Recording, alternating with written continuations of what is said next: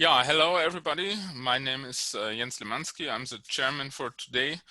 I'm working at the university in Hagen, which is with more than 80,000 students, the biggest university in Germany, but I think most people won't know it. So I mainly work on history and philosophy of logic with a special focus on early modern logic and logic diagrams. And I was an editor and co-editor of two volumes which are closely related to this webinar. So the first one was a Logica Universalis, a special issue called The Cretan Square, which was published as the first volume in Logica Universalis in 2020. And it contains mainly the proceedings of the 6th World Congress on the Square of Opposition. That was held 2018 at the Orthodox Academy in Crete, in Kolimbari in Greece. And maybe if you joined the webinar last week, you will also have heard of Kolimbari. That was a place which Yanis Vandoulakis presented as also the place in which the next Universal Logic event will take place in spring 2022. Stephen Reed, I can also say, published one of the papers in the special issue, and he will present this paper in the lecture today. So that is one of my connections to this webinar. And the other one is that I was editor of a volume entitled Language, Logic and Mathematics in Schopenhauer, published 2020 also, and in the series Studies in Universal Logic, also in Springer. And we will later in this webinar, I think in June or July, have a talk on one of this paper from this volume that is concerning Leibniz and Schopenhauer. Well, let me, before we come to the first talk, let me also advertise two other things I'm involved in and which are related to this webinar. So the first one is, I may point out to another special issue of Logica Universalis, and that Andrew Schumann and I are editing or will be editing, and this is about logic, spatial algorithms, and visual reasoning. And I will give you later a link for this call for papers in the chat. I think the deadline is at the end of the summer, as far as I remember. And the second one is that I would also like to point out that I'm the book review editor in the area of history and philosophy of logic.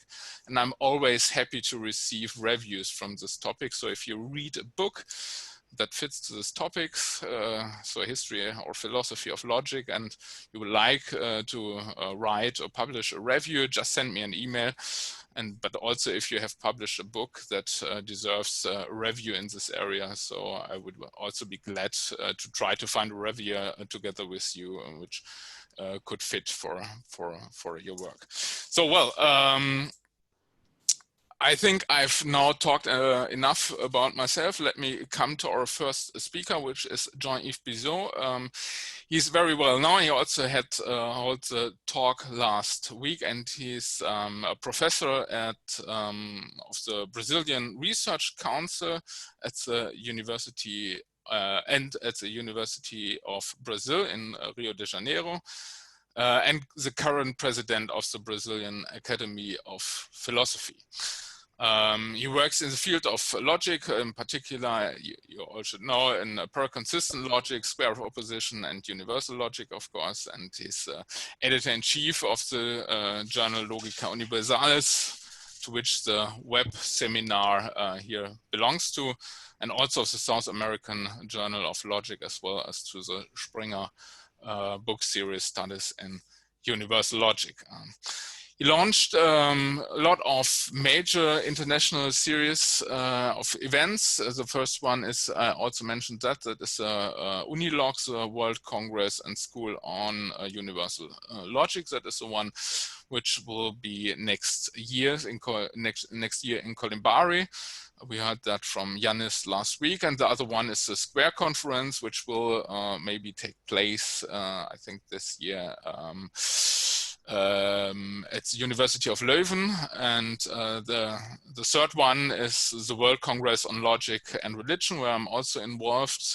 That will take place in Varanasi in November this year, and Logic in Question is the fourth series I have to mention here. He also created, you may know that, the World Logic Day on the January 14th. I think the first session started in 2019 from this UNESCO World Logic Day.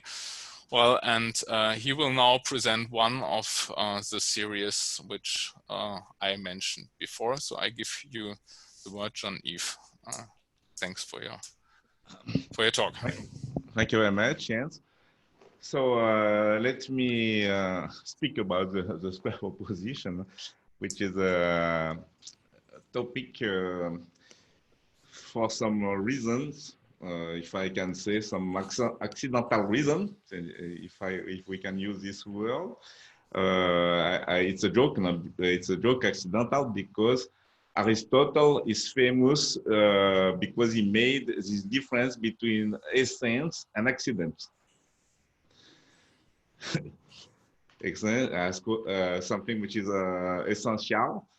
Sorry, because I am a bit tired, so sometimes I will speak. I have the tendency to speak in Portuguese. But Aristotle makes the difference between essence and accident. And so, which is a very interesting difference. And then my meeting with the square proposition was accidental, because myself, I was not interested in Aristotle. Despite the fact that Aristotle is considered as an important logician, but in modern mathematical logic, people don't have many interest for Aristotle, because Aristotle is a symbol of traditional logic that people think it's something completely which now has no so much meaning. So I was myself, I was not so much interested in Aristotle. And the square of opposition is the origin of the square of opposition is Aristotle.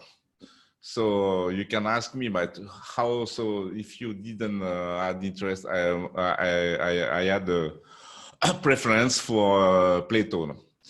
So if you did not have interest for Aristotle, how did you meet the square of opposition? Well, and then it's something which is interesting, in the sense that I am interested, I'm still interested, I was interested in par constant logic. And that's why I'm in Brazil now, because Newton da Costa, famous Brazilian logician, who promoted par constant logic.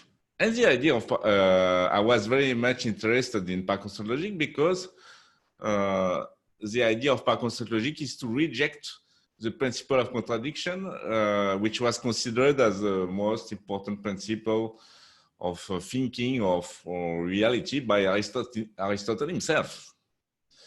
So then I start to do my research in mathematical logic using working on par constant logic. And then at some point, I was in, this time I was in California. I was at the University of Los Angeles, UCLA. And I was working in the Department of Mathematics, and I was working for Mathematical Reviews, which is a famous organization. And people asked me to write a review on a paper by Hartley Slater, which unfortunately now is dead. But his paper was against par constant logic using the square of opposition. So because he was saying, well, something which is not true, if you don't have this law of something which is true and false, it cannot be two together, and it has to be two together. I mean, you cannot be at the same time true and false, and you cannot also have a third position. You say, well, if we don't have this principle, we are not talking about negation. It's something else. So I thought that this idea was very interesting. And I wrote a review about this paper, and it was, the paper of Slater was based on the square proposition.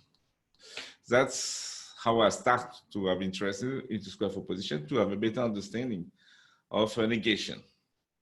And we know that according to the theory of opposition, we have three notions of oppositions. So this three notion of opposition, it's a variation of, for example, and I think it's a thing which is few people know about that. We have even in natural language, in English or other language, people don't make the distinction, for example, between contradiction and contrariety. We have this technical word in logic. So people who know the theory of the square proposition know the difference between contradiction and contrariety. But contrariety is not a word which is used in everyday life, you see. So I think it's this theory is something which is still not well known among philosophers, among people. So only some specialists know thing about that. And I have so I start to work on that. I published a paper in the early 2000 something. And I organized a series of conferences, as Jens was telling. I started to organize a series of conferences about the square proposition. And my idea to do that, I already, before that, as also Jens was saying, before to do that, I already launched this this series of events, which is Unilog. Which is a big event, so it's not easy to organize. After that, I think, well, I've launched this series of events, and we hope that it will work and something like that. After that, I say, well, I will do something which is more relaxing, more funny, if we can use this word, and we will do something more so interdisciplinary, because square proposition can apply to any kind of things. So to theory of music, to theory of colors. So I start to learn this theory of meetings, and on the square proposition. And even if I start this series of meeting in the same place as Unilog, because at this time I was working in Switzerland. So I start the first edition. The first edition of this event was in Montreux as Unilog. But then after that, I had the idea to organize something which was more original. So we did an edition of the event. After that, in Corsica. After that, in Beirut. Depois no Vatican. After that, in Vatican, and also in Easter Island. So people say, well, why organizing an event in Easter Island? It's the most remote place in the world. No? So will people come? Yeah, some people come. Julio was there. No? So it was, but it's true that it's not so far from Brazil, if we can say like that. But it's not so far. It's even like that. It's like 5,000 kilometers from São Paulo, or 4,000 kilometers, so it's not so close also. No? And then we had this event in Easter Island, which I think was few people because it was far, but the place is really nice. So we had a good discussion and so on. After that, and before that, we organized the event also in the Vatican. So people may say, well, you're organizing an event in the Vatican. What does it mean? Because the Vatican, it's a tradition which is in some sense controversial. No? But I had some friends. I met some people in the Vatican and the people in the Catholic Church.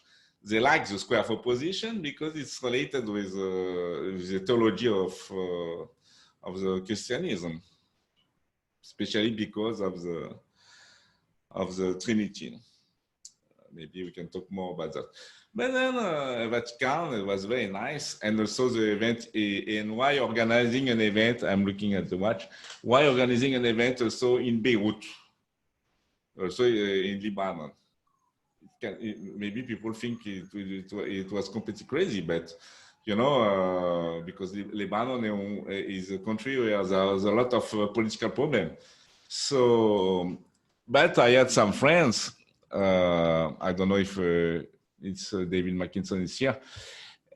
He was professor, David Mackinson, great logician. He was professor in the American University of Beirut during 10 years or something like that. So I already knew that this university was a great place.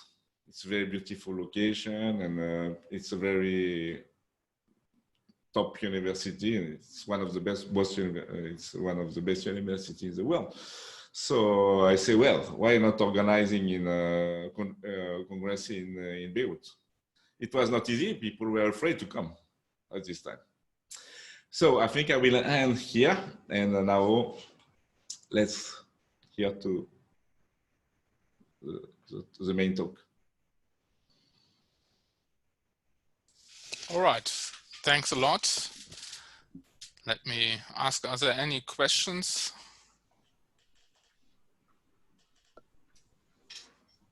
For the moment. Well, if that is not the case, I will shortly introduce Stephen Reed and the main talk of today. Stephen Reed is a professor emeritus. I think you all will know him of the history and philosophy of logic in the Arche Research Center for Logic, Language, Metaphysics, and Epistemology at the University of St. Andrews. And he is a member of the St. Andrews Institute for Medieval Studies. His main research interest remains the notion of logical consequence and extends from medieval theories in the philosophy of language, mind, and logic to more modern concerns of relevance logic, to the philosophy of logic in particular, and proof, theoretic semantics, and semantic paradoxes. So he organized a lot of workshops. Let me just mention the last one, which are, for example, the history of Arabic logic in 2019 on medieval logic and contemporary relevance in 2018, proofs of propositions in the 14th century logic in 2017, and a weekly online meeting on medieval logic seminar. He did a lot of translation. As far as I remember, it is Roger Swyneshed, Paul of Venice, and Buridan. And he published in nearly all logic journals we can imagine. So therefore, I think you will also have read one of his papers before. What he will present today is Swyneshed, Aristotle, and the Rule of Contradictory Pairs. That is a paper that was published in the special issue which I talked before on a proceeding of the 2018 conference in Crete. And yeah, I give you the word, Stephen, and I'm happy about this talk. Okay, thanks very much, Jens. Also, thank you to Jean-Yves for inviting me to present this paper. And I'm also very grateful to both Springer and my own university for having an arrangement whereby the paper was published with open access. You'll find it in the volume that Jens has just mentioned. I've got some slides, so I'll share the slides with you if I can find, I think this is it here. So if you can confirm that that's now showing Logica Universalis webinar, Swyneshed, Aristotle, and the rule of contradictory pairs. Perfect. Okay. Well, it's quite a long paper, so I'm not going to try and present everything in the paper, but I want to pick out the main points, as you can see probably from the section divisions on the right-hand side there. I thought it best to start with an audience, even if you're interested in the history of philosophy and know a lot about it, you may not have concentrated on the medieval period. So just to situate people with what I'm describing here as medieval logic in the Latin West, it started around about 1100, beginning of the 12th century, with the recovery of more works of Aristotle's on logic than had been available in Latin Europe before that time. The Arabs had access to these things earlier, but in the Latin tradition, that wasn't true. So the Logica Nova is actually an old logic because it's Aristotle's logic, but it's the rest of the organon that was not available before that. And that kickstarts quite a revolution in logical studies in Europe, particularly focused on the theory of fallacies following the recovery of the sophistical refutations or De Sophisticis Elenchis around about 1140. And the medievals' contribution themselves is often called, or was called by themselves, the Logica Modernorum, the logic of the moderns, or modern logic. And it consists essentially of four main streams. There's a theory of properties of terms, whereby people introduce notions like signification and supposition and restriction and abrogation and so on in order to get a better grip on the logical properties of language. There was a theory of consequences to expand on the theory of syllogism that they inherited from Aristotle and perhaps give a stronger basis to it and generalize it further. There's a theory of insolubles, which is the word they used to describe what we would nowadays call logical paradoxes, particularly semantic paradoxes, but also epistemic paradoxes. Today we'll focus on the liar paradox, as they did, as pretty much the central one. And then there was this strange doctrine of obligations, which you can hear about on another day, but a sui generis notion for that period. And this revolution reached its fulfillment in the 14th century, which I there and have previously claimed was the most productive century for logic before the 19th or possibly even the 20th. The 19th was important, but the sheer wealth of logic done in the 14th arguably outstrips even what was done in the 19th. But we're now going to concentrate today on the 14th century, which is where Swyneshed comes into it. So if you happen to know anything about the history of science, you may have come across Roger's namesake, Richard Swyneshed, as one of the Oxford or Merton calculators who made great strides in in notions of dynamics and mathematical physics in the first half of the 14th century. But Roger was also a calculator, though lesser known, and he studied with a couple of my heroes, Thomas Bradwardine and Richard Kilvington, in Oxford in the 1320s. And then he wrote some treatises of his own, which mostly focus on the insolubles and the obligations, which he made significant strides in. We also have a reference to a treatise on consequences, but we haven't found that. It might be somewhere in some library in Europe, unidentified, but we're still hoping to find that. And one of my colleagues, Mark Thacker, recently found his logical sophisms in a couple of manuscripts that had thought to have been lost. But that's not been edited or even discussed in the literature yet. It's a very recent discovery. And he then subsequently went on to be Master of Theology, though his Sentences commentary, which is what most people wrote for that, is lost, and died about 1365. And there's a nice eulogy for him there. So in this treatise on insolubles, Swyneshed made three notorious, as they became, iconoclastic claims. He claimed, firstly, that there's a false proposition which principally signifies as things are. He claimed that there's a formally valid inference with true premise and false conclusion. And he claimed that there's a pair of contradictory propositions, both of which are false. In this paper, I'm mostly concerned with the third thesis, which I and many others have in previous times dismissed out of hand as being stupid. No true logician would accept that contradictions can both be false. They cannot both be false by definition. I actually wrote and published in an earlier life, but that judgment's too hasty, and it's worth looking at Aristotle, going back to see, well, what did Aristotle actually say about contradictory pairs, or as he called them, antiphases. So there's a long quotation here from Aristotle, which is, I think, worth reading in full. We mean by affirmation a statement affirming one thing or another. We mean by negation a statement denying one thing or another. As men can affirm and deny the presence of that which is present and the presence of that which is absent, and this they can do with reference to times that lie outside the present. Whatever a man may affirm, it's possible as well to deny. Whatever a man may deny, it's possible as well to affirm. Thus it follows each affirmative statement will have its own opposite negative, just as each negative statement will have its affirmative opposite.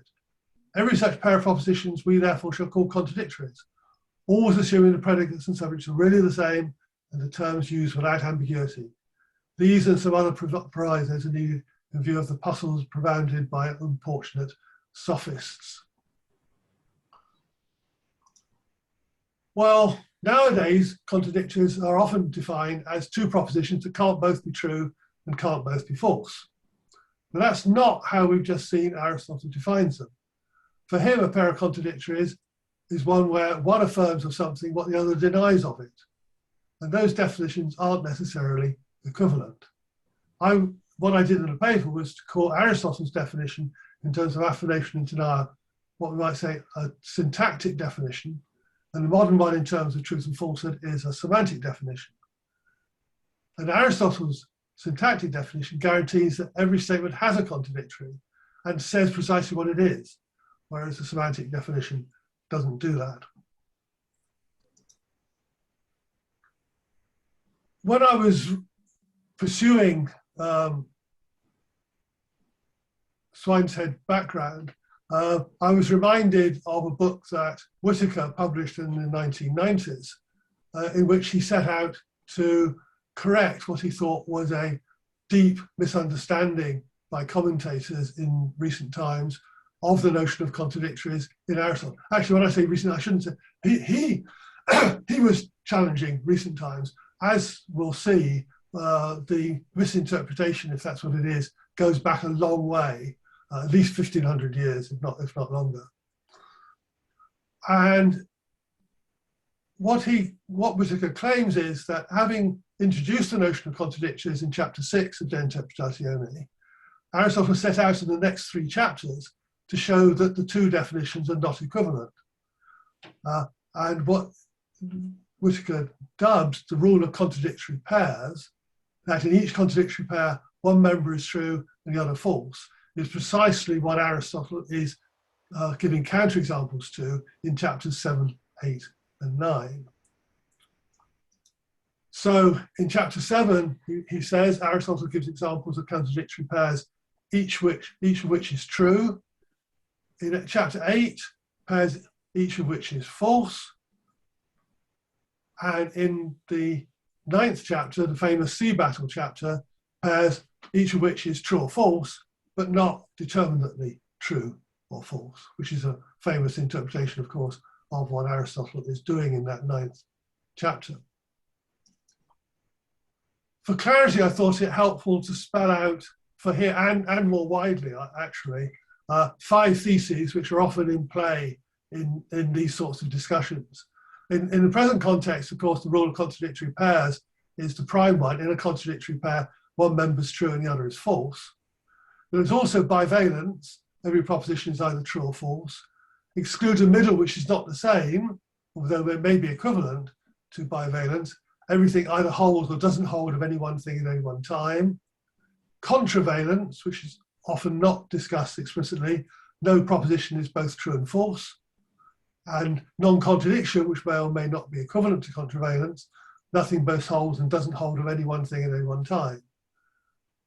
Note that given every proposition is one of a pair of contradictories, which is what Aristotle claimed, RCP entails bivalence.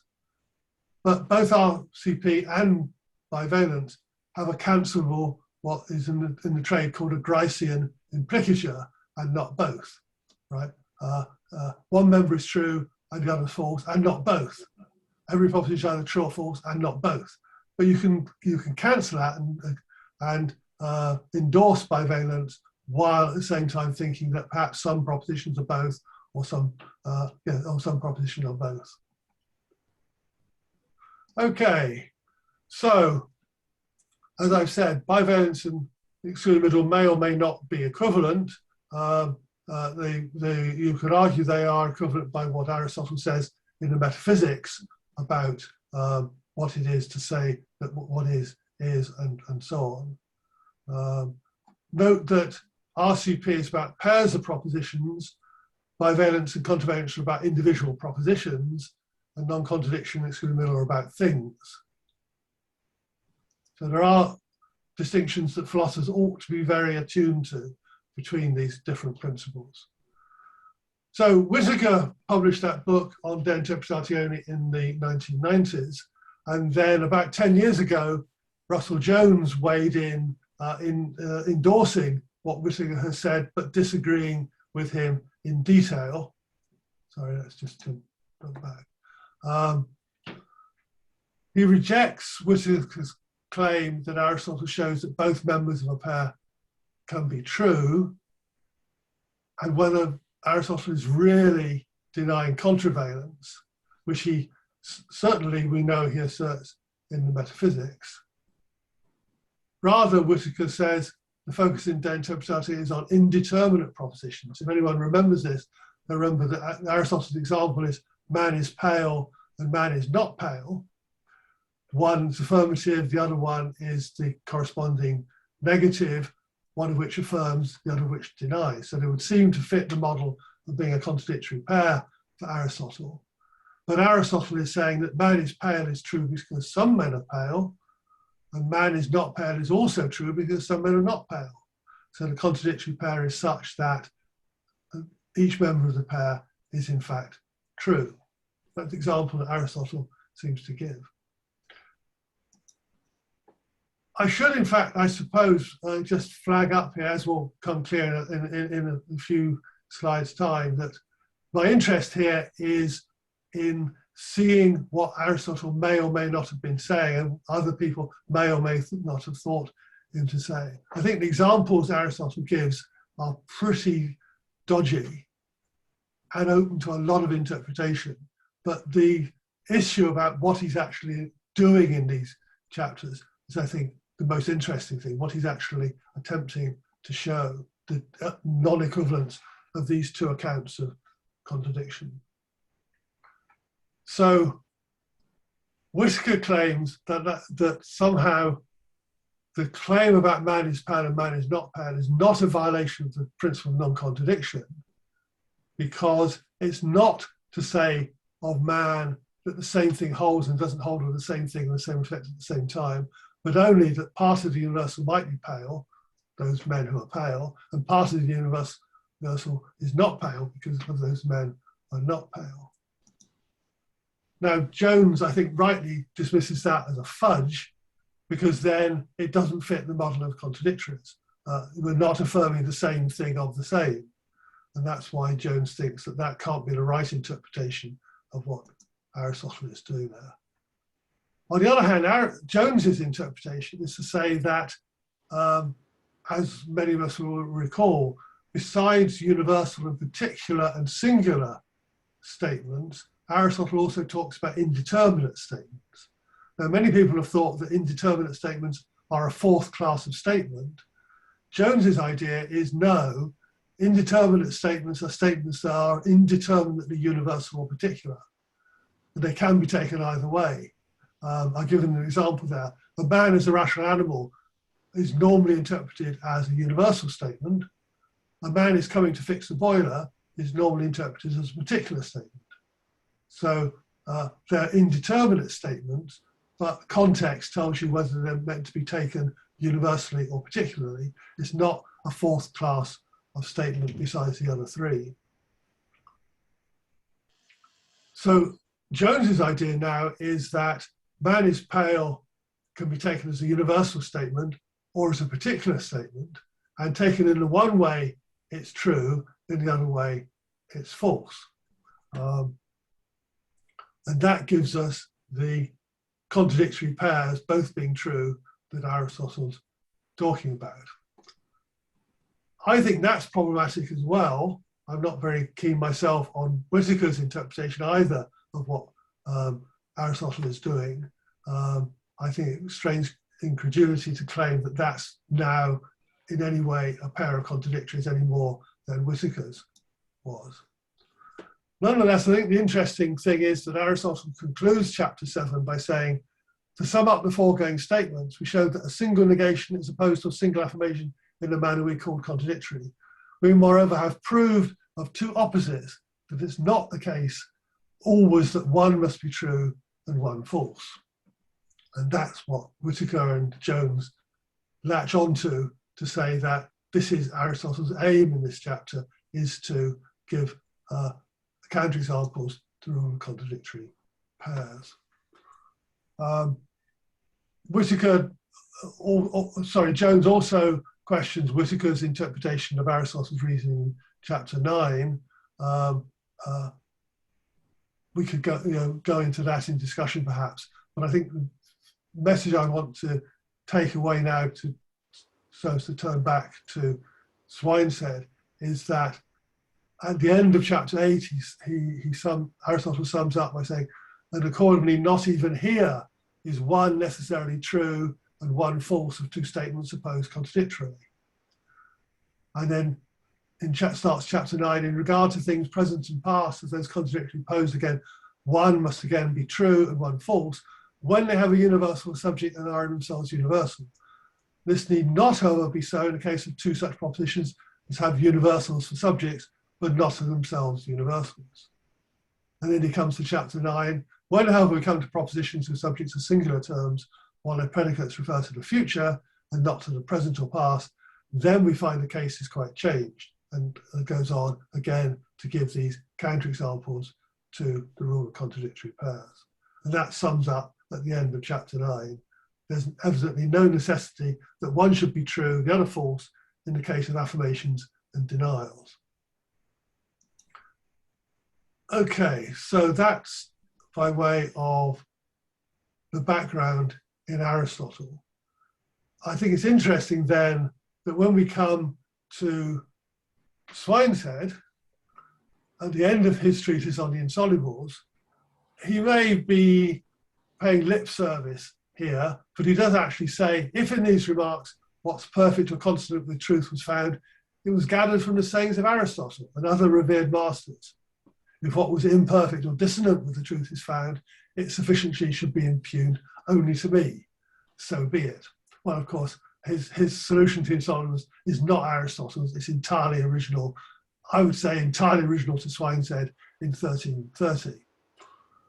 But whether or not this was in any way consonant with Aristotle was a highly contentious matter. And in the paper I cite two writers from the following generation, Ralph Strode and Robert Elland, who expressed their opposition in very strong terms. And I cite Strode here. Strode's writing about 30 years later. It seems to be, this is Roger's first thesis, seems to be quite expressly contrary to age-old principles passed down by the most highly regarded philosophers and familiar to the whole community of moderns, without any question or doubt, and especially contrary to Aristotle's principles in the first book of De Interpretatione, the first book of the Prior Analytics, the first book of the Topics, and the fourth book of the Metaphysics. I mean, that's laying it on quite strong, I think. So by this time, what Swyneshed was saying seemed pretty iconoclastic, pretty contrary to what they regarded as the gospel from Aristotle. But I think in the light of what Whitaker and Jones have said, if we look back to Aristotle, we can see some support for Swineshed's position, that the rule of contradictory pairs is something that permits counterexamples. But Roger's counterexample is very unfamiliar as one that Aristotle was putting forward. He takes the liar paradox, this is false. And I quickly reminded people what the argument to paradox is about the liar. If it were true, assuming it signifies only that it's false, that the proposition is true just when it signifies as it is, it would be false, and no, not true. And so it's false by bivalence. But if it's false, it signifies other than it is by the usual count of falsehood, so it's not false, in which case it must be true. So we've shown that it's false if it's true, and so by, again, standard principles, which you might want to reject, we get that it's both true and false, and we're landed in paradox. Roger's solution to paradox is in some ways fairly simple and straightforward. He says, look, we can see that these paradoxical propositions, these insolubles, are contradictory. They're inherently contradictory. And so they falsify themselves. So they're false. So we should in fact broaden the notion of falsehood to include not only those that are that don't signify as it is, but those that falsify themselves as well. And similarly, we should, along with that, we should restrict the notion of truth not only to those propositions that signify as it is, but also require that they should not contradict themselves or falsify themselves.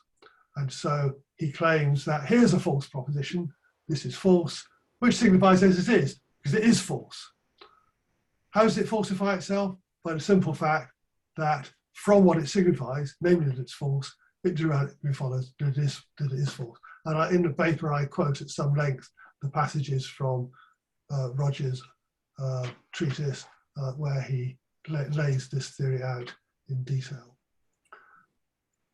So that's the first thesis. We then turn to the third thesis, which, as I say, is the focus of the paper.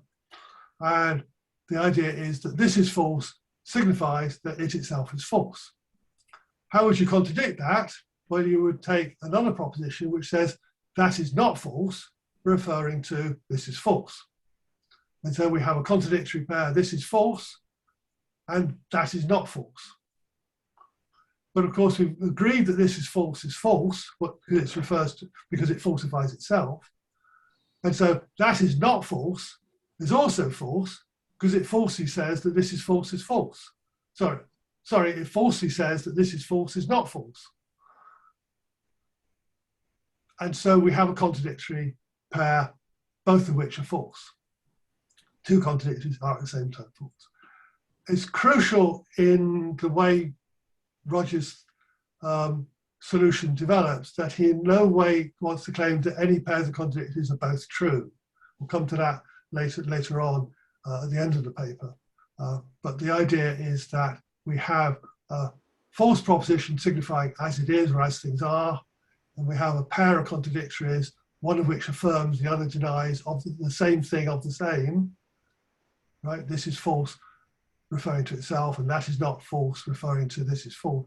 They affirm and deny the same thing of the same statement or proposition, but they're both false, according to Swineshed's analysis. I think it's quite interesting. This is not something that's actually in the paper, but I thought it interesting actually to show that, just to make the remark that although Aristotle claims these counterexamples to the rule of contradictory pairs in De Interpretatione, it's fairly clear from reading the prior analytics that he thinks, reading the De Interpretatione as well, that he thinks that the universal and particular propositions that make up the square of opposition, they do obey the rule of contradictory pairs. Those contradictory opposites having universals for subjects and being universal in character, one must be true, the other false. In those cases, he thinks that RCP is satisfied. Laid that out in the paper. Swyneshed example actually allows us to construct counterexamples of the rule of contradictory pairs in the square of opposition.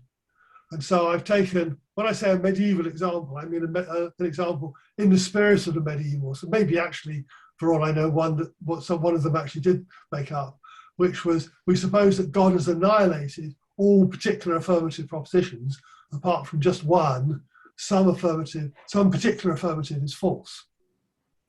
Then if you think it through, that is a particular affirmative, and it's being the only particular affirmative, it says of itself that it's false, so it falsifies itself. So by Rogers' lights, it's false.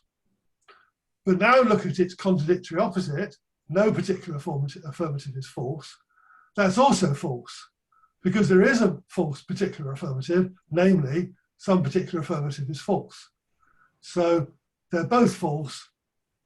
They have contradictories, and they're contradictories in the square of opposition. On the other hand, look now at every particular affirmative is false. That's true because the only particular affirmative is some particular affirmative is false, and that's false. So it is true that every particular affirmative is false. But the universal affirmative entails the particular affirmative by subalternation, and that's a formally valid inference. And so we have another example of Swineshed's second thesis, where we have a formally valid argument with a true premise and a false conclusion, inferring some particular affirmative is false from every particular affirmative is false. So unlike Aristotle, Swyneshed can also claim that there are pairs of contradictories in the square. That raises a further puzzle, which I then discussed in a subsequent article published last year in Vivarium. If you've got a valid argument with true premise and a false conclusion, how come it's valid? What's your account of validity if you think valid arguments can have true premises and false conclusions? The very standard account of validity is truth preservation, to say that truth is preserved from the premise to the conclusion. If the premise is true, the conclusion must be true. That's obviously not something Swyneshed could believe. Unfortunately, we don't know what Swyneshed did believe, because his treatise on consequences has been lost, as I mentioned at the beginning. Paul Spade, when he was writing about this, conjectured that what validity amounted to for Swyneshed was preservation of what Spade dubbed firmness, that is, signifying as it is. And I endorsed that in the paper we're discussing, and said I would discuss it further in the paper in Vivarium. By the time I got round to completing the paper in Vivarium, I realised that Spade was wrong, and hence so was I, that it was very implausible that Swyneshed should take preservation of firmness to be his account, because of a further paradox which I've not found in Swyneshed and doesn't occur in Swyneshed, but there's a claim made by Strode and Elland. They list 9 outrageous theses of Swyneshed. In Swyneshed text, we only have 3. So mostly we have to conjecture what the other examples were. But they said that Swyneshed claims there's a valid inference of true premise and a conclusion which is neither true nor false. Swyneshed apparently is denying bivalence. Yes, I think we can read that into his treatise. And now take this inference. The conclusion of this inference is not firm, so the conclusion is not firm. That looks like a pretty valid, formally valid argument in the same way as the other one was. It's got the conclusion is exactly the same as the premise. But if you think it through, you realize that in fact, on Swineshed's grounds, the conclusion is not firm, but the premise is firm. And so we have a formally valid argument where firmness is not preserved. And so if Swyneshed had realized this, and it seems plausible that some sort of example must have been around at the time, then he will have denied that firmness preservation could be the right account of validity. Okay, well, I conclude the paper, and I think I'll conclude this talk by reflecting on what possible relevance these thoughts might have for contemporary discussions of paradox and contradictories and so on. As I say, it's nowadays taken as pretty standard that pairs of contradictories must have opposite truth values. Even those who claim that there are true contradictions actually will endorse the rule of contradictory pairs, though perhaps in a weaker form, or perhaps without the cancelable Brycean implicature. The weak form simply says if one of a pair is true, the other is false, and vice versa, leaving it open that perhaps they're neither true nor false, or perhaps they're both true and false. But even so, if one of them's true, the other is false, and vice versa. But that's certainly not compatible with Swyneshed, and arguably not compatible with Aristotle. So I take so bold as to describe Graham Priest as a Swyneshed for our own times. I mean, Swyneshed, I don't think Graham will mind me saying this. I've often described Swyneshed as the joker who just enjoys coming up with outrageous theses. And I can't help thinking that Graham doesn't do that from time to time as well. And as most of you know, Dialetheism is this doctrine espoused by Graham Priest, and he describes it like this. Dialetheism is the view that some contradictions are true. There are sentences, statements, propositions, or whatever one takes to be truth bearers to be. Alpha, such that both alpha and angle alpha, not alpha, are true. That is, such that alpha is both true and false. Here, angle alpha is shorthand for the negation of alpha. Priest rejects the principle that the truth of not alpha excludes the truth of alpha.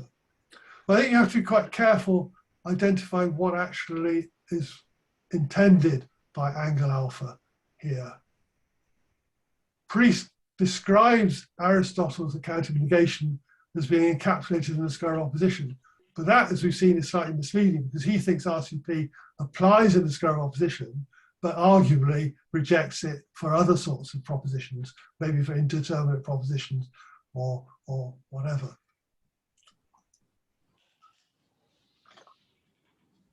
Nonetheless, it seems that angle alpha and alpha are intended by other modern authors and Priest to correspond to Aristotle's pairs of contradictories. And Priest writes, we have a grasp of negation. We can use this to determine what knotting negates. That's a wonderful neologism of Graham's, knotting, to knot something. There appears to be a relationship of a certain kind between pairs such as Socrates is mortal and Socrates is not mortal, and some man is mortal and no man is mortal. The traditional way of expressing the relationship is that the pairs are contradictories, and so we may say that the relationship is that of contradiction. Theories of negation are about this relation, okay? But recall that Aristotle described not alpha or angle alpha, that is the opposite or contradiction of alpha, as denying what alpha affirmed or asserted. But Priest rejects that identification, which he attributes to Frege. To deny alpha is simply to assert angle alpha. That's right at the heart of, and I give references in the paper to Priest's philosophy of logic. Priest goes on that we can deny something in many different ways. I can shake my head, say no, or even stomp off in a rage. Perhaps more importantly, consider someone who supposes that some sentences are neither true nor false. Well, yes, but that's not to deny that, get it the right way around, that's not to deny, it's not to say that denying alpha doesn't entail asserting not alpha. What Priest is denying is that asserting not alpha entails denying alpha. He thinks we can assert not alpha and at the same time assert alpha. And when we assert not alpha, we're not denying alpha. So he makes asserting not alpha and being false come apart from denying. That's where the difference lies between Priest's dialetheism and the endorsement of what you might call true contradictions in Aristotle, or pairs of false pairs of contradictories in Aristotle.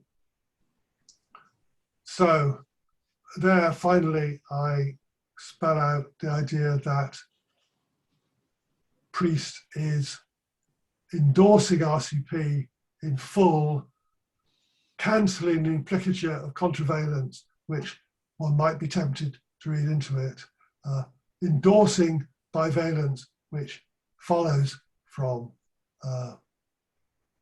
RCP, and so comes apart from Aristotle basically in that identification which Priest attributes to Frege of asserting not alpha with alpha being false. So to sum up what I've spelt out today from the paper, Swyneshed claims it's possible for members of contradictory pairs to be false. That's contradictory to the rule of contradictory pairs, which in which one member is true and the other false, a principle by many people going back to at least to Boethius, if not earlier, have attributed to Aristotle.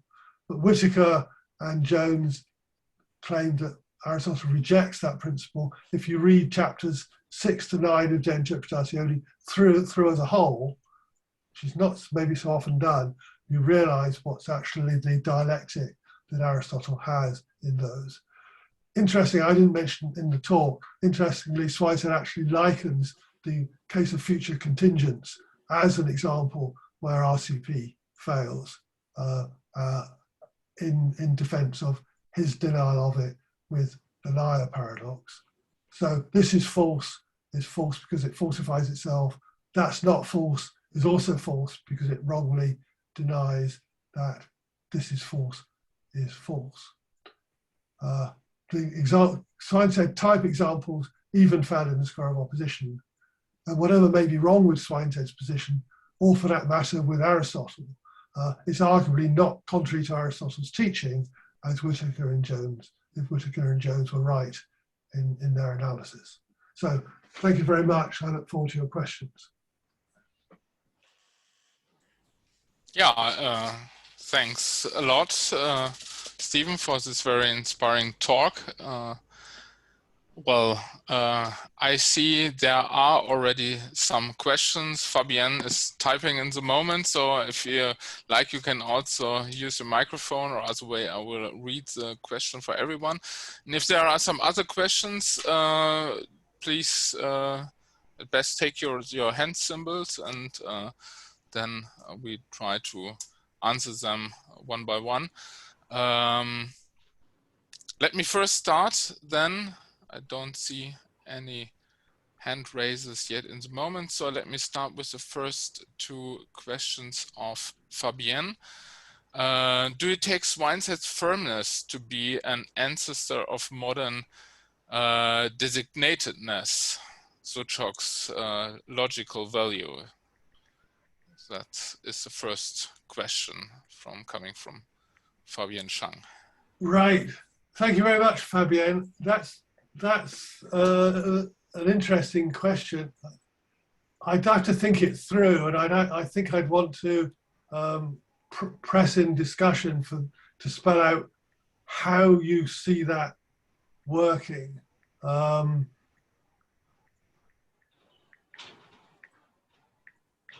I mean, normally with designating this, you're in a many-valued interpretation where only a subset of the values are designated. In other words, you get two different sorts of truth, don't you? I think that's well worth pursuing, but I certainly don't see the thought developing myself at the moment. I need notice of that question. Not occurred to me before. I mean, if Fabian wants to come back, I don't know whether we can actually have a dialogue here. But I think in a more conventional seminar, I could ask him to ask his question in a greater length, and give me a feel for how he sees this working. I don't know whether Fabian has a microphone in the moment. If you yes, can I use it? Okay. Yes, My of course. Okay. Yeah. Okay. So thanks, and hi Jens. Very happy to be here once again. Many thanks, Stephen, for your presentation. So my question was about designatedness, because I had the impression that what Swyneshed said about the liar paradox has to do more or less with what Sushko claimed against Vukosevic, when we have two ways of interpreting true values, and especially truth in a firm way of being only true and not false at the same time, or truth in a mid way, not firm way, in the sense of being true and being able to be false at the same time. So that was the sense of my first question, but of course we can develop this in the sense of time. But my second question, Stephen, I think it's more interesting for me, because I think in one of the ultimate slides you say that rejection entails negative assertion, whereas according to Priest, for instance, that's the contrary. And I thought exactly the same thing as Priest personally. I think that negative assertion entails rejection, but not the other side of the intimate relation. So can you say some words about this, please? Right. So thank you, Fabienne. Yes, it would be interesting now you put it forward, I think, to see if there's a four-valued interpretation of what Swyneshed is doing, where you have two ways of being true. One, spelling it out, signifying as it is and not falsifying itself, and kind of a broader, I'm not sure whether it would be a broader way or a second way, which is to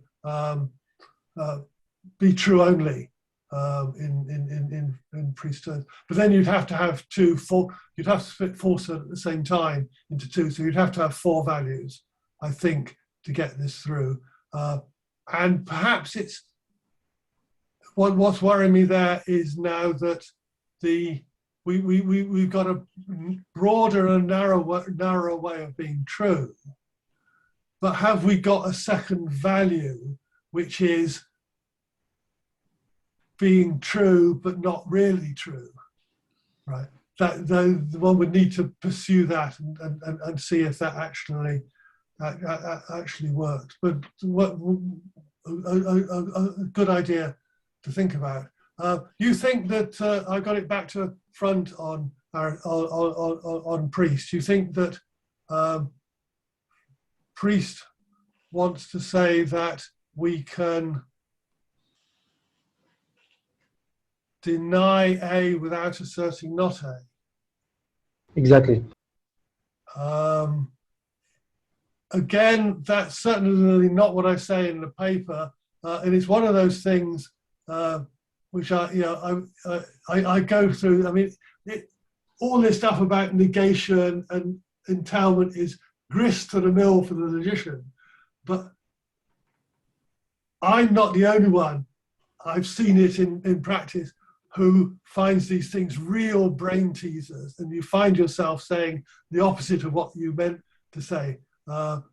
Several times I've been in the fortunate position of reading someone's text in proof and pointing out they've actually got the necessary submission conditions back to front, and also been in the thought position of someone else reading my own drafts and pointing out that I've messed up in some similarly illogical way. But let's think it through. The point,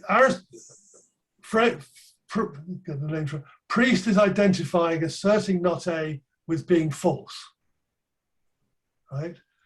And he wants to say that he wants to assert that some things are both true and false. And when he says that it's false, he doesn't want to deny, he wants to deny that he's denying it. He's not denying it, he's simply saying that it's false. Right? Denying is stronger.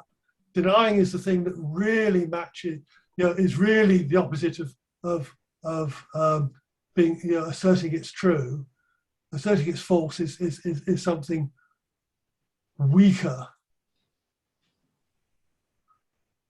Right? Well, if it's weaker, then it's entailed by denying, and it doesn't entail denying, which is why I think the way I've got it round, the way round I've got it is right. Is that thought convincing? Have I got it right? Actually, personally, I thought that negative assertion is something stronger than denial. So it depends on how you define denial and negative assertion, actually. So, but it's very interesting because it has to do with the so-called pragmatic negation. It's an interesting topic, but I think that it's a very broad discussion. So I have to end right now my question. So many thanks once again, Stephen. Many thanks. Okay. Hope to see you sooner or later. Sooner, especially. Right. See you in Crete next March, next April in Crete. Yeah, if we have vaccines. Yeah. Deo Valente. Well, are there some other questions? So if you don't have a microphone, you can also type it in the chat, and I will read it. Jens, I would like to make some comments about this discussion. Yeah. So I think this discussion, the talk, the paper of Stephen, of course, is very interesting. But I would like to make just 2 or 3 comments, if I may say, if I can speak in this way.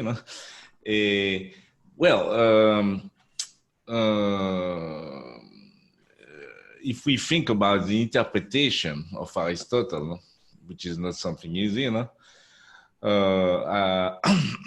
I like very much Larry Ward. Sorry for my English. Larry Ward, who he wrote Natural History of Negation. Yes, Lawrence Horn. Yeah. Exactly, and for me, this is one of the best books about all this story. And Larry Horn was invited in our first meeting on Square for Position in Montreal, and now he's the president of the American Society of Linguistics. So he's a kind of person who is making, is working much about this relation between language and logic. So I think for this reason, is someone and is a natural history of navigation negation is for me is one of the best work on the topic. I'm just saying that for people who don't know, of course. But and then there are, of course, Rusty Jones was invited in our meeting in Vatican. I think he's also very good. He has a very good knowledge of this Aristotle. And the third one I would like to mention is maybe not so well known for people outside of France, but it's very famous in France, is Jacques Bouveres. So Bouveres was my professor at the Sorbonne, and he wrote a very interesting paper about negation in Aristotle, which has not been translated in English. It's written in French, and it's not so easy to find. But when I read this paper, for me, it makes me, I was at this time also studying logic, it makes me really think about this question of the relation between logic and language, because I think all your talk, Stephen, was about that. All the talk, your talk, for me these are questions about the relation between logic and language, if I can present this thing in this way. So it's something which is, if we want to understand this relation between logic and language, it's not easy, because, you know, Aristotle was writing in Greek, and there's different formulation and so on. So, and just as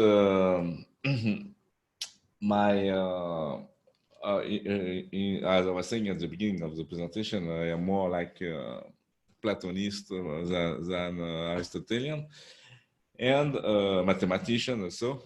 And if we think about someone like George Boole, it's one of the most famous logicians in the world. For me, this man make a transformation of logic. And as we know, our association, Logica Universalis, now is in the moon, no? Boole, for the reason of Boole.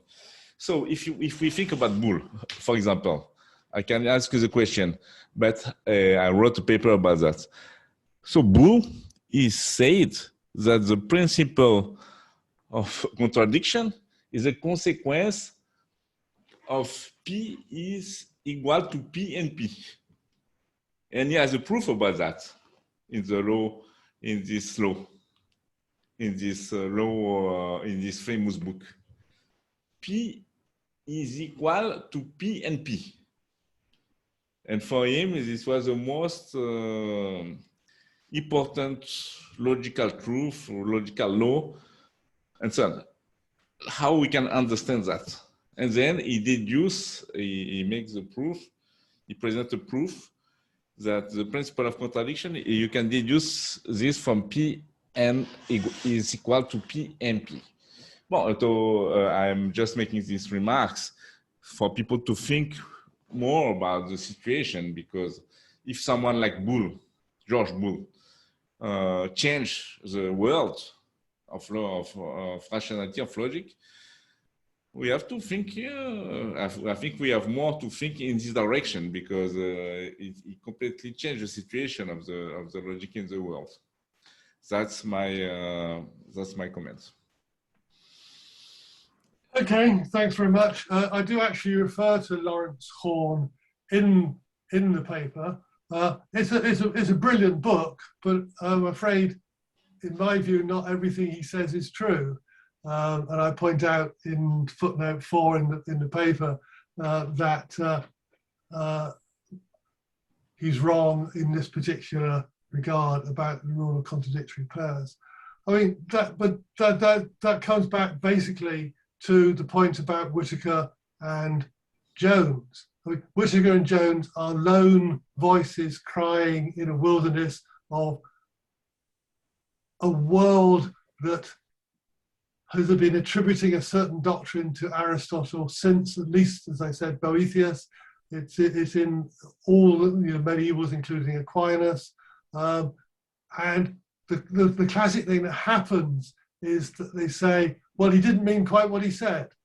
He used the word contradictories, but he actually meant contraries. Is the classic move that Boethius makes. I missed the name of the second person you mentioned. Who did you mention after Horn? Well, Steve Jones, of course, but also Jacques Bouveres. Yeah, you mentioned Bouveres. You mentioned Horn. I missed I missed the second the second name. The second was Russell Jones. Jones. Oh, was Rusty Jones himself? Right. Well, as you know, then Rusty Jones, is one of these two people who've claimed that everyone else is wrong, right? And I think when you go back to the Interpretatione and you actually read through chapters 6 to 9, you think that there is something in what they say. The examples are utterly unconvincing, and need some interpretation, need some clarification. I tried to do that, a bit of that in the paper about what Aristotle might mean. In the talk, I didn't talk at all about chapter 8, where Aristotle gives an example of pairs of contradictions that might both be false, which of course is the very thing that Swyneshed is doing. But I didn't find Aristotle's example convincing, but I manufactured one on the basis of what he said. I suppose you say humans give birth, right? Well, some humans give birth and some humans don't give birth. So simply to flatly say humans give birth is wrong. It's wrong to say that humans give birth because some don't. It's wrong to say humans don't give birth because some do. And so arguably we have an example that is a pair of contradictories, given the definition, the account of contradictories Aristotle has given us. Pair of contradictories, humans give birth, humans don't give birth, which is where they're both false. So I would love, I think if I read it rightly, Fabien has suggested that someone translate Bouveres's article into English. I can probably read it in French, but it will be a lot easier to read it when someone's translated it into English, for me at least, and probably from some other people. But Jean-Yves said that it's difficult to get hold of. So if anyone, is it in the link, or maybe it's not in the, if you want to give a link to where one can get hold of Bouveres's paper, I look forward to reading it. But I won't be surprised if he is endorsing the view that Whitaker and Jones attack. Most people hold the view that they are criticizing, but I challenge them to go back to De Interpretatione and actually read it and ask themselves, what do you think Aristotle's trying to do in those chapters? And even better, don't read Aristotle, go to Swyneshed and read Swyneshed and see what Swyneshed doing. Okay. Thanks. Well, what can I say is that I read this paper by Bouveres many years ago, so I don't remember all the details. But his main idea in this paper is that negation is not connective, which applies to a proposition. So it's a view completely different that we have from modern logic. So I'm just summarizing now. If I can find the paper, I don't know if I have it somewhere where it, I know the book, because the book is a very good book. It's a collection of paper, which is an excellent collection of papers. I think edited by Granger. Yes, and I wanted to say something more. It's how to say. What I wanted to say more is that.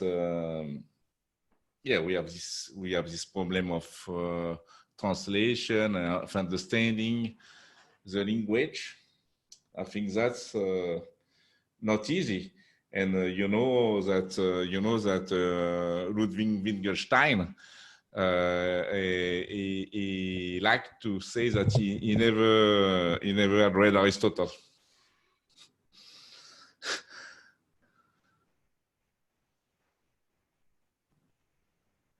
Sorry, sorry, I missed the point there. I'm just saying that Wittgenstein, he liked to say that he had never read Aristotle. Right. Yes. Yes. Well, I'm not convinced that he was as ignorant as the past as he often claimed to be. people have pointed out to his debt to Schopenhauer, haven't they?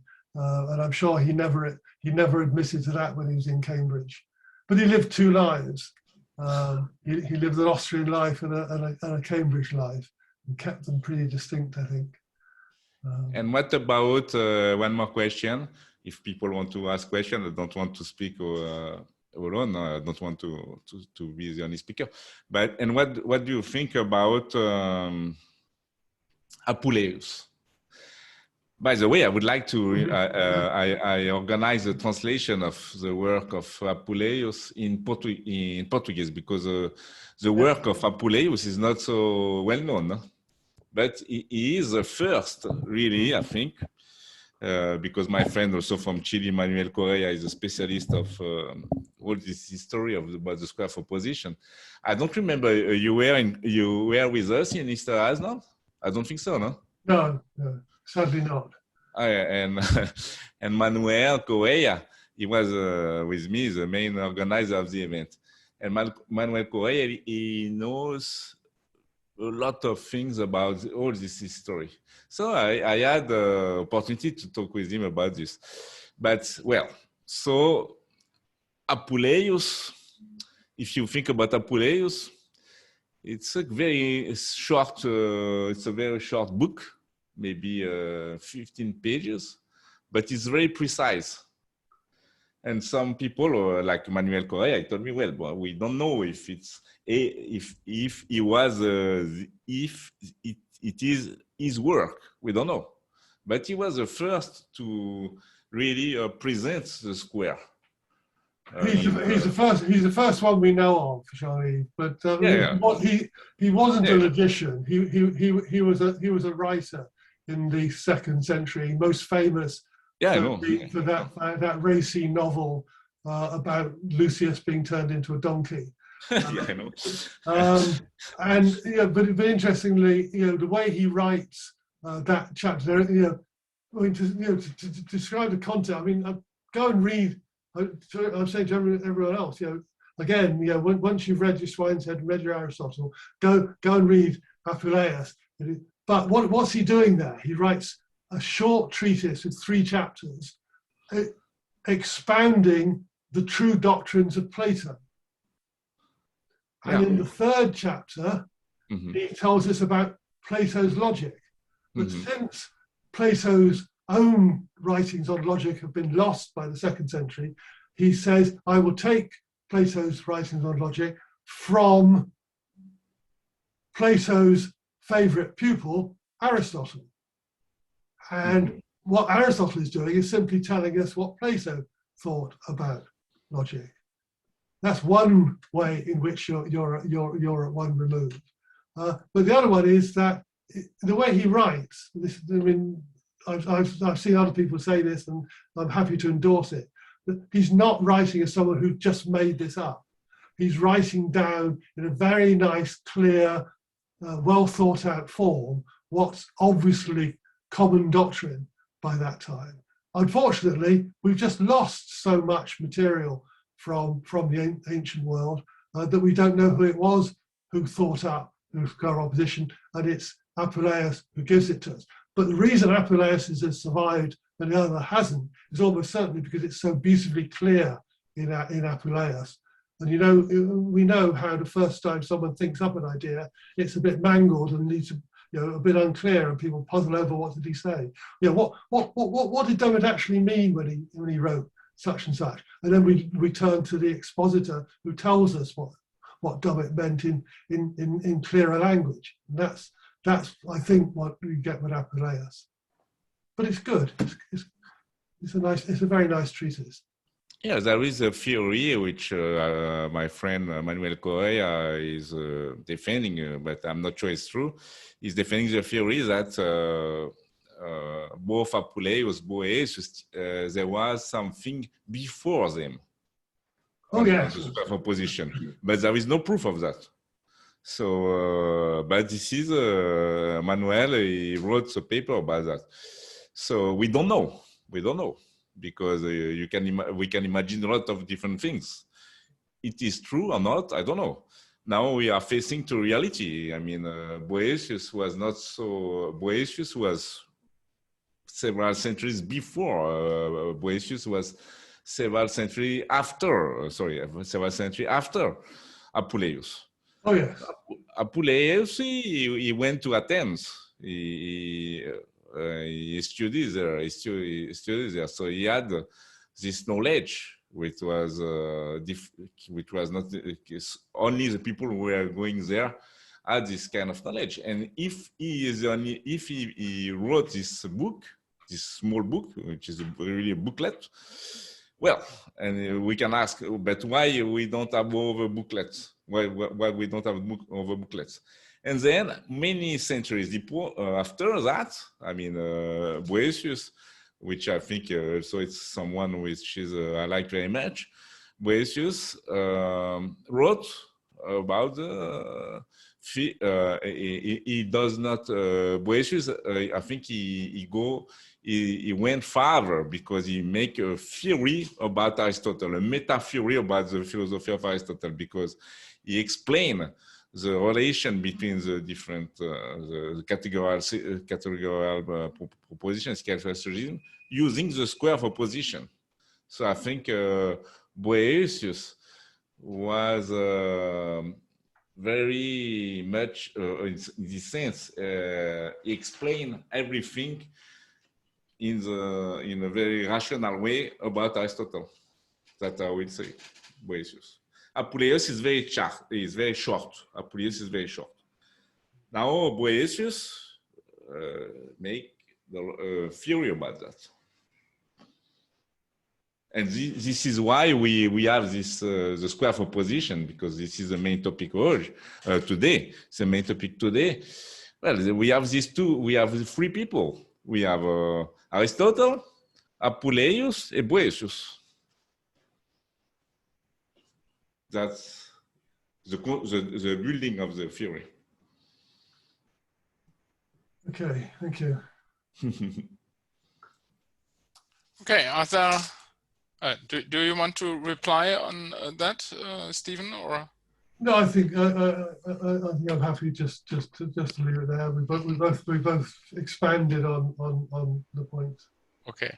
Are there any other questions? So if not, I take the opportunity to also ask you two very short questions. The first one is, are there diagrams in Swyneshed? And the other question would be if there is a sequel on the story you told us. So are there any recipients at the medieval age who heard the paradox you presented, or not? Is it just well, a lonely story to tell, so, or are there some more authors involved in that?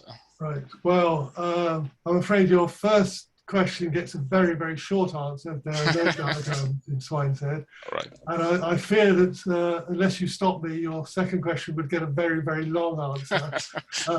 Because as some of you may know, I've been working on a project on theories of paradox in the 14th century for the last nearly 4 years, and that's a funded project. I was working on paradoxes, you know, for probably the last 20 years, in fact, since I published an edition and translation of Thomas Bradwardine's treatise on Insolubles, and the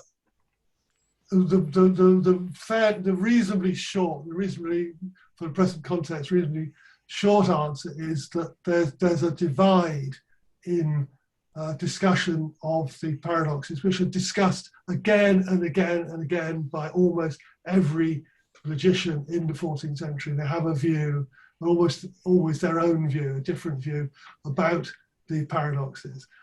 Following Bradwardine in the early 1320s, there's a divide into two different groups.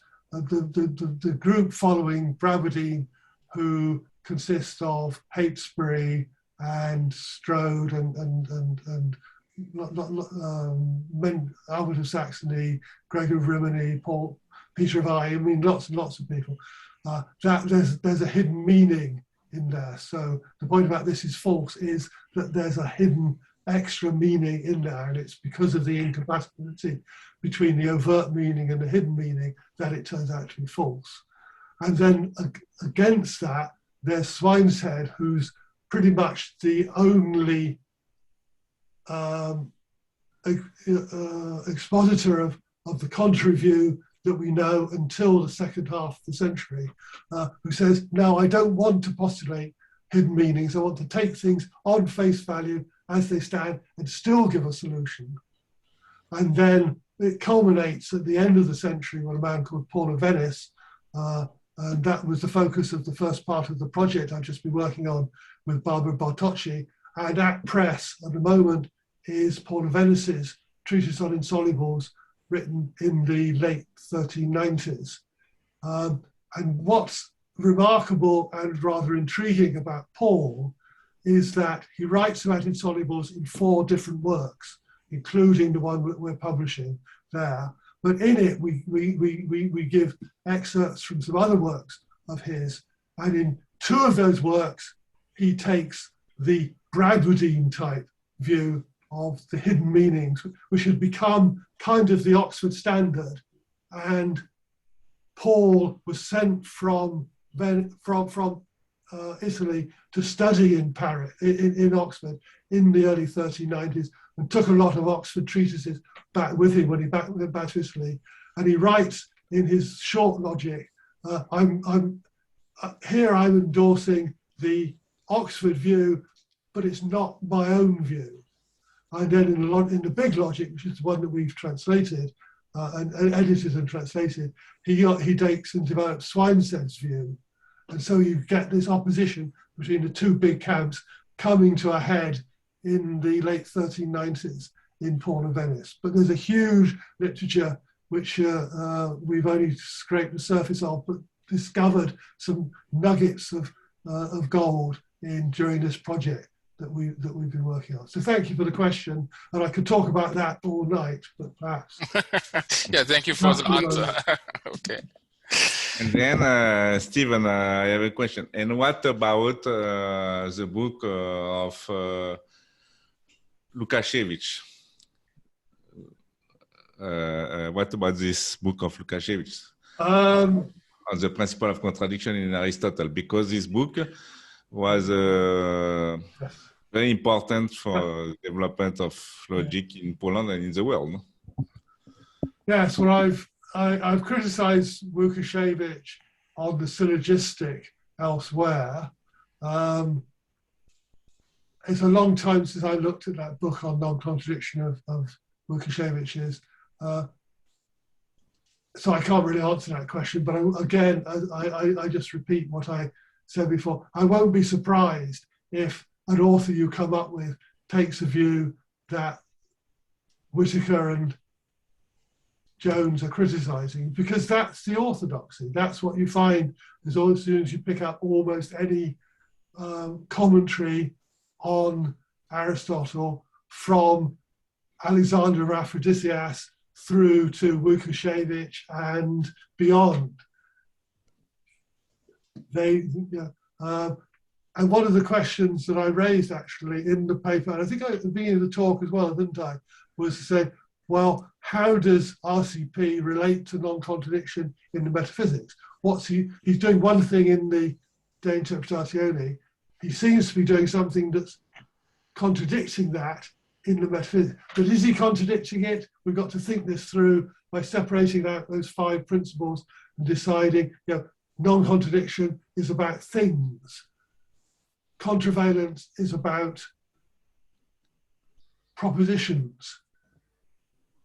Rule of contradictory pairs is about pairs of propositions. There may well be connections between these principles. It was actually a comment I was going to make on your mentioning of Boole. In a way, I'm quite surprised, given your favouring paraconsistentism. I'm quite surprised that you should be mentioning Boole, because if Boole is the father of classical logic, as it's often now called, then on that view, all logical truths are equivalent. The law of bivalence is equivalent to the law of is equivalent to the law of non-contradiction, is equivalent to contravalence. They're all equivalent.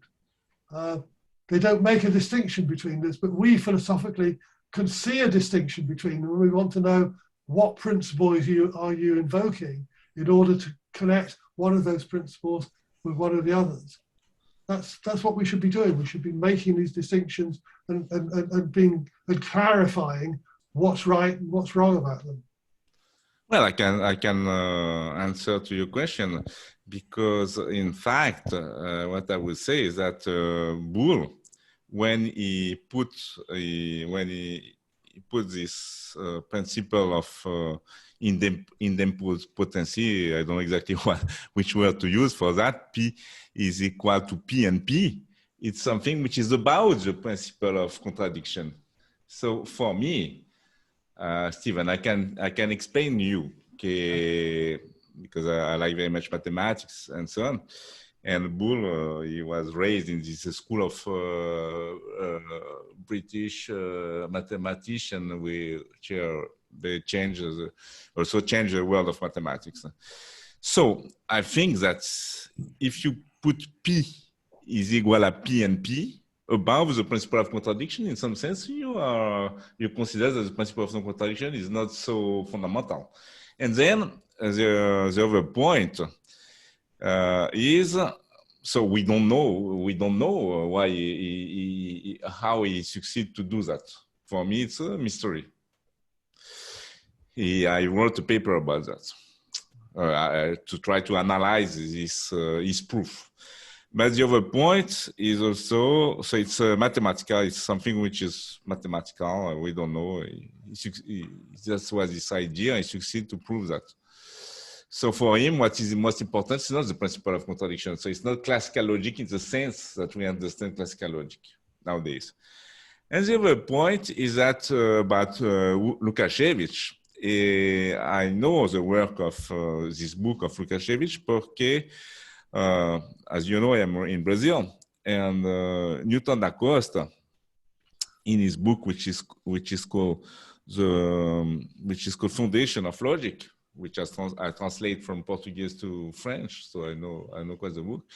In this book, he presented all the argumentation of all the idea of Lukasiewicz about Aristotle of principle of contradiction. So I know more of the book of I know Lukasiewicz for this reason, because the book of Lukasiewicz, for some strange reason, in fact, Lukasiewicz, there is two things. He wrote a paper with the same name, and the paper was published, so there was a translation. The paper was circulating, but the book was translated in other language, in French, English, so recently. So people don't know really this book. And in France, it was translated by these people who are working in Nancy. And Lukasiewicz, he has a very good analysis of, I think, of Aristotle, because he's dividing the different form of the principle of contradiction in Aristotle. But so I read this many years ago. But what can I say is that if I remember, at least there was three versions according to him. There is something which is called something which is more ontological, something which is more, let's say, our thinking, and something which is more psychological. So Lukasiewicz is making this kind of distinction, which are not clear in Aristotle, because even if we can think that Aristotle is a great philosopher, everything was mixed in Aristotle. And then Lukasiewicz is trying to make this distinction. And he has a very good analysis about this different version of the principle of contradiction in his book. So I think it's, and I think few people until now know this book. So I think I know this book.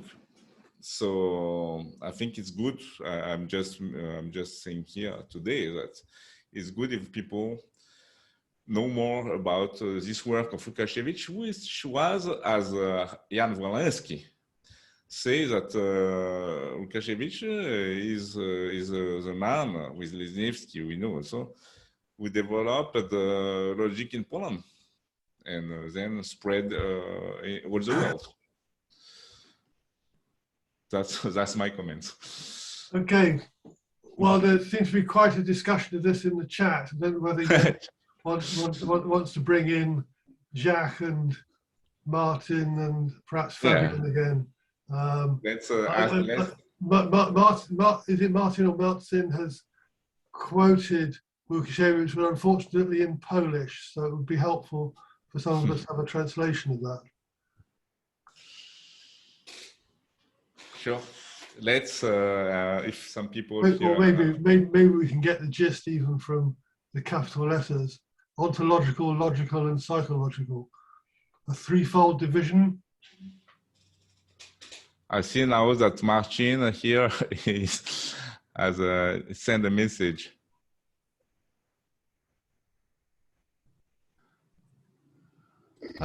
Yes, I just said below you have it in English, so Jean-Yves is certainly right. So ontological, logical, and psychological interpretation is present there. And you, Marcin, did you read the book of Lukasiewicz in Polish? Sorry to ask you this question. Not the whole one, and now I'm referring to his own review where he presented the main thesis that he's presenting in this whole book, but I haven't read the whole, no. But okay, general insights, yeah. I have a copy of this book in Polish.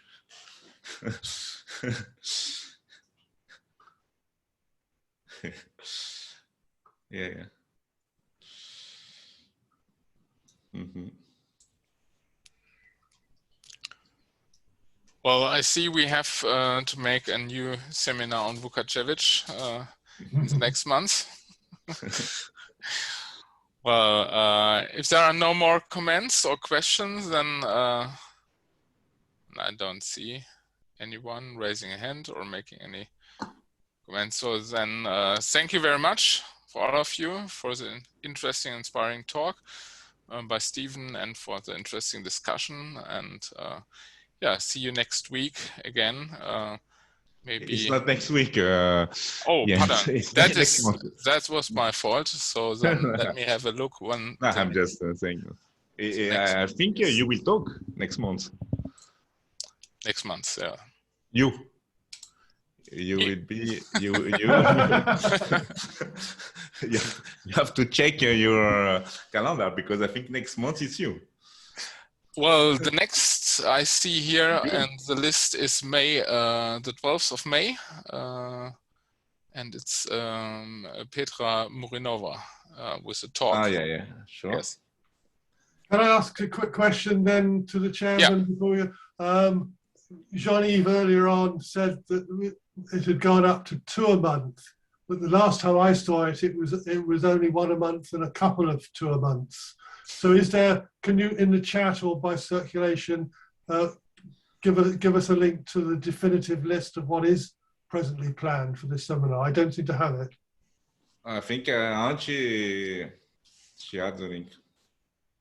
Yeah, that would be helpful. Yeah, and Stephen, so I would like to insist on the fact that it was not so easy to organize this webinar, and we have two talks every month until the end of this year, and very different interesting talks based generally on paper published in Logica Universalis or papers that will be published very soon. For example, we will have a book, we will have a paper on the liar paradox, and also on books, like the books that was organized by Jens. So, And so this is interesting because we decided to organize, thanks to Angie, we decided to organize this webinar to promote the publication, because, you know, if you write a paper and nobody reads your paper, it's ambiguous. No? So we want to promote the communication between people.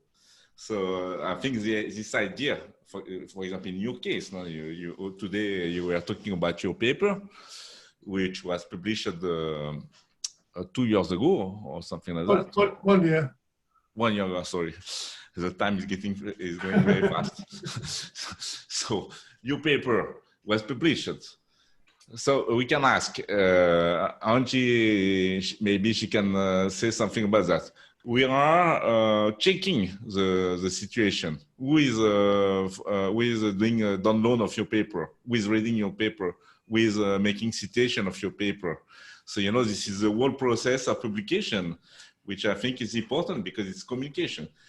So this webinar is to promote this reading, people reading what has been published, because if we work a lot, you know, that organizing publication, it's a lot of work, you know. Jens can say about that, about this book about Schopenhauer.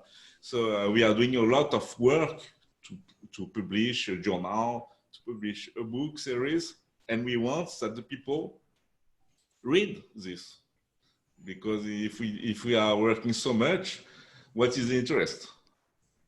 You know, even and so, nowadays there are so many things going around on the web. At the same time, it's good, and at the same time, it's not so good, because there are so many things which are published, which are every day that people are publishing. So because of this enormous quantity of information circulating, people don't read. So we are not in some sense, we are, it's interesting because everybody can have access in some way or another. Huh? As you say, your paper was published in open access, but at the same time, it's a paradox. If I can say this word, at the same time, it's a paradox because people don't read, don't look at what you have. You can check. It's not so easy.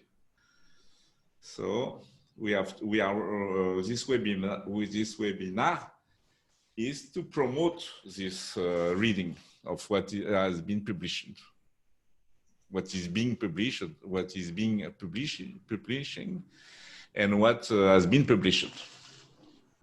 I'm just saying that for explaining the situation. That's it.